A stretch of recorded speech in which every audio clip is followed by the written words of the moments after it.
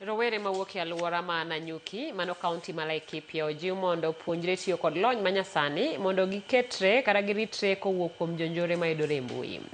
Ka gilose nyasi mar chiwo puonj, jolony mawuok e riwruok moro motisi ni Charity Initiative onyiso midhiero mar Rawere kalie kowuok kod koso bedo gi lony e tiyo gi mbui, ni mathothgi osechiwnegi singo mar tije ma ok adiera kod kuo mag gigi kod ayany ne gin giwegi. E romono ma kamano bende nopuonj rowere lony mag yudo omenda kaka yor yuto margi e odiochieng' ka odiochieng'. Mwalimu wetu ametufunza sana, na kusema kweli hii imeweza kusaidia kwa sababu wengi wetu wakiweza kuja, pia mavijana wenzetu pia wanapotelea huko kwa pool drugs.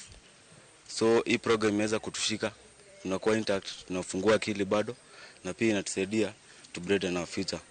Institution imekuwa recognized, so utaenda mahali waambiwe the certificate is fake, hapa iko recognized. So I welcome everyone around Nanyuki, pia the partners and everyone, they can come in and join us and partner with us. At the moment we have 30 students that we are training, and every cohort takes 3 months.